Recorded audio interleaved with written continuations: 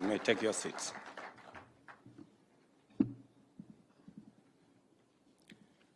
We also know that there was a direct attempt to abduct Wafula Chebukati and murder him so that the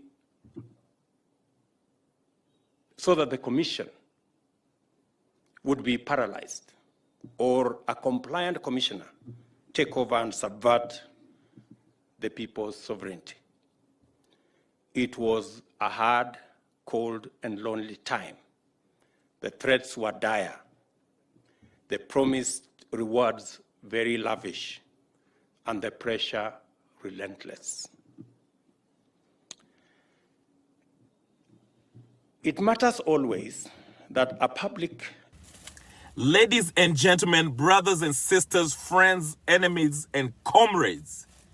Hey, Mambo Bad. Things are hot. But let me cool down before I start ranting about what I think about this. You watched the video.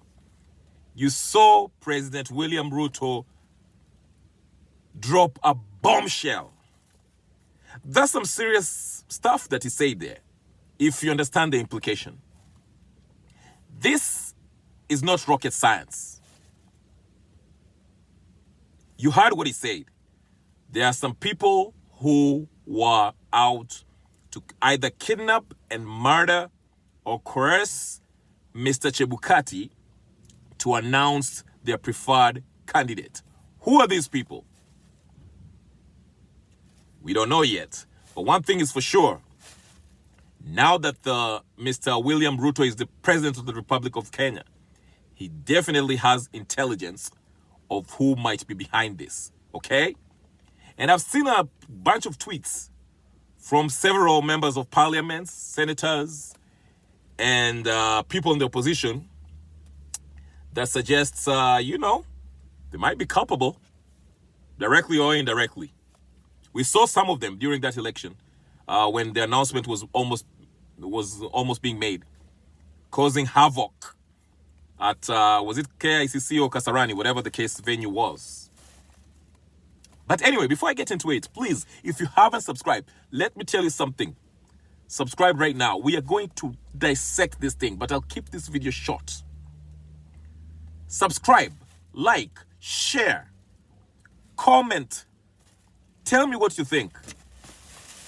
You know, politics in Kenya is not rocket science. We know who was behind this. At least we can have a good guess. We might not know the exact person, but we know the people behind it. My question is this. With Ruto now at the helm, will he actually go and arrest the culprits that are behind this? I'm not talking about the people who are causing them the mizozo when the results were about to be announced.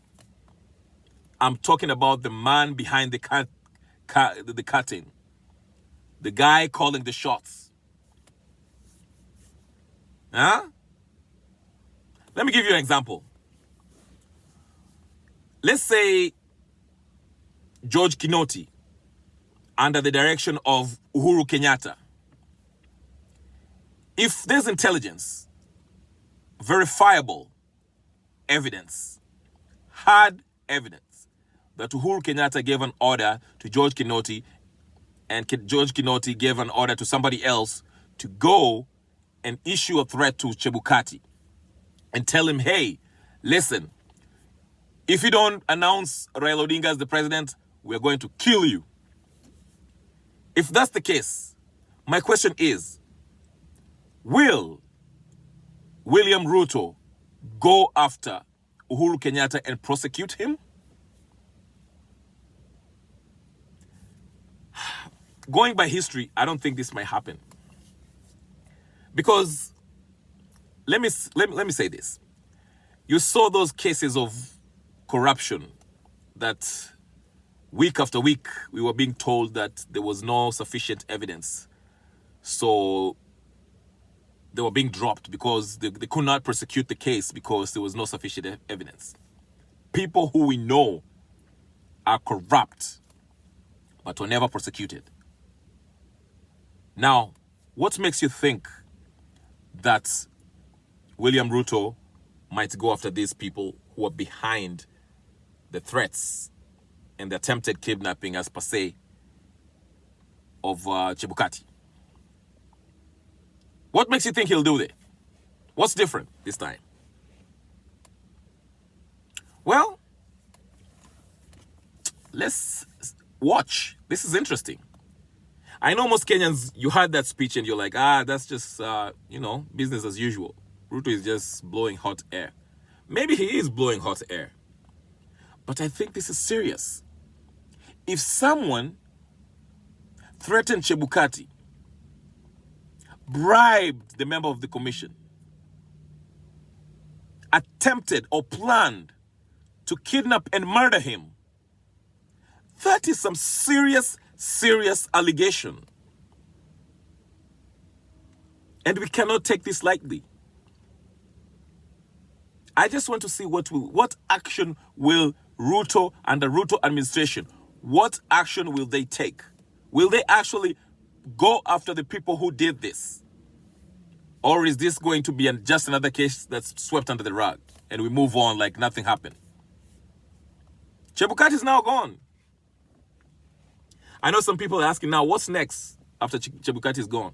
Is Raila now happy because the next commissioner will probably sway in his favor?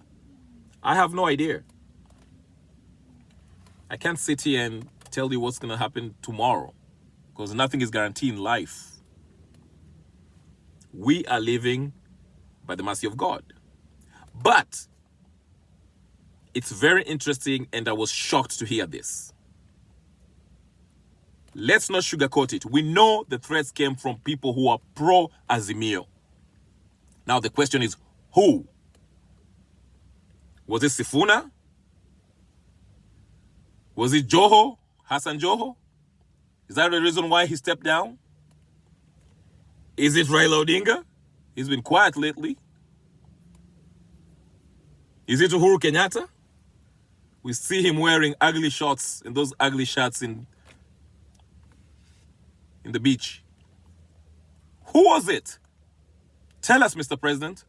We expose those people who are trying to subvert the will of the people. Like, share, subscribe. This is Fabrizio Romano. Comment. Tell me what you think. Viva. Peace.